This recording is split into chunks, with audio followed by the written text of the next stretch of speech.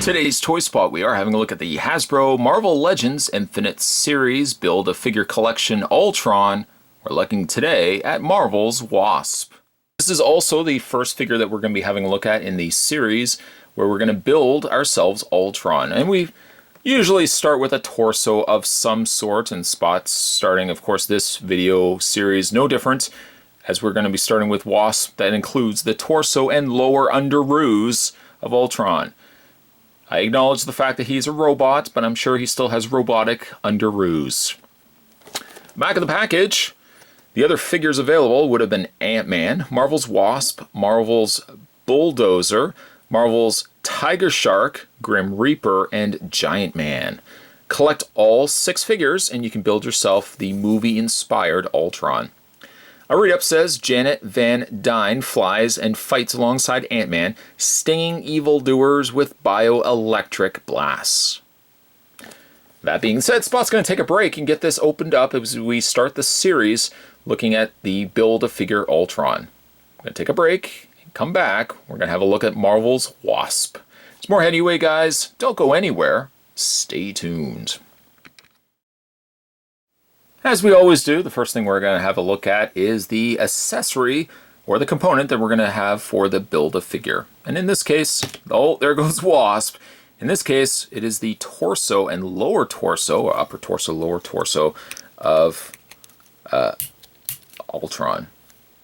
It's not bad. There's really not much to be said for it. I mean, it is pretty detailed, pretty nicely colored in the silver and the dark gray with a little bit of accents of the red. It's very light. There's not really much to be said for it. But of course, as we add other things to it, we're going to get a fleshed out Ultron. The argument could be made that Ultron could have easily been its own figure, but at least it's a far cry from Hit Monkey, what was the other one? Rocket Raccoon, and even Jubilee were all very sad Build-A-Figures. At least Ultron is something, it's going to be satisfying at least to put him together. So right now, torso, later, completed Ultron. I put that to the side. Sadly, I can't get Wasp to stand properly. I just don't have her feet properly posed, and certainly on a fabric backdrop, let me tell you, it may seem easy. It really isn't. It really is not. The back does have holes because you actually have to add her wings. Exactly like in the, exactly like any other Wasp. Actually, I shouldn't say that. I think there were some Wasps that maybe did require no assembly, but 9 times out of 10, usually when you have wings, you have to add the wings. So what we want to do first is take the little hinged wings, or the larger of the 2 sets of wings, and they just plug into her top like that. You see that there's a couple of holes there. That's when we can go ahead and add the secondary set of wings, which is kind of a cheat, but at least a smart cheat. You're not really pegging it into her torso or her back. You're really just plugging it into itself. And it's a pretty successful look once you've finished it. And because it's all really pegged into itself, these wings do still independently move, but they're moving on an attached peg to the wings above them. The wings are still fully posable. They do hinge. So depending on how much clearance you have on a display shelf, maybe that might be, maybe that might be a little too far out for you, but at least you still have the options to pose them any which way that you want. So I like that. I also really dig the translucency to the yellow wings. You can see even like the veins in the wings themselves. Really nice touch. It's actually, surprisingly, it's one of the better wings I've seen.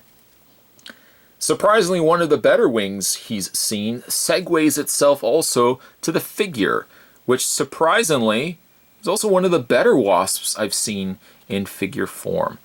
Of course, Hasbro, no slouches to reusing molds. The body has been reused before over countless different waves. This figure's been reused, especially hand-wise. I think it's also even been used for Scarlet Witch, was one notable one, I think, by looking at the gestures of the hands here. Face is good. Little on the shiny side, but that's okay. Paint's good on the eyes, the mouth. She got the short hair, which if you remember far many moons ago, there was a Wasp, I think, that had a couple of different variants of the head, and this one's got short hair. Most of the body is black, although it's black plastic, it's not black paint. So there's like little areas to it where you see like the swirls of the plastic. It's not painted over, it's just the black plastic itself. A few little, hi, how are you doing, little highlights here.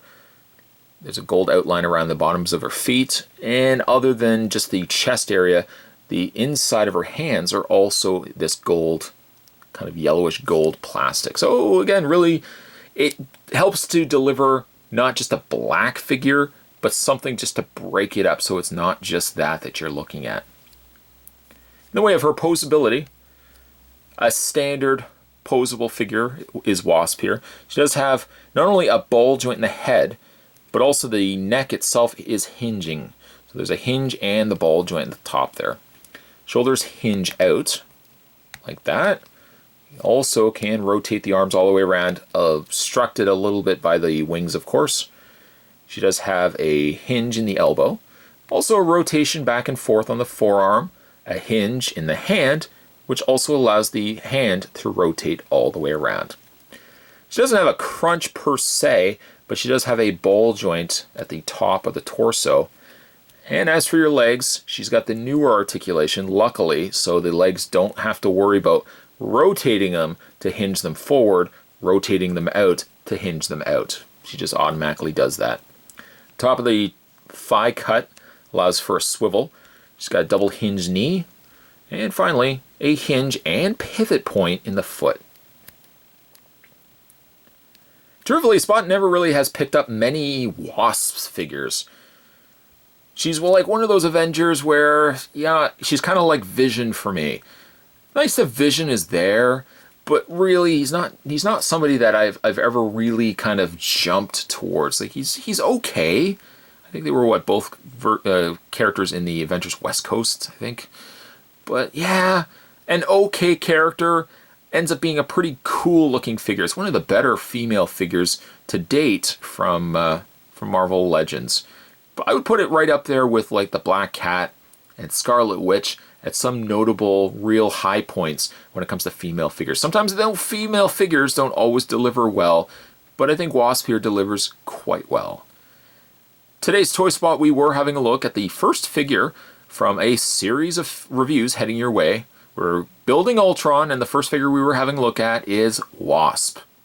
Stay tuned, guys. Spot's going to have, of course, the rest of the videos heading your way as we finally complete Ultron. He's got a bit of a way to go, but we will get to him, rest assured. Thanks for watching. I'll see you next time.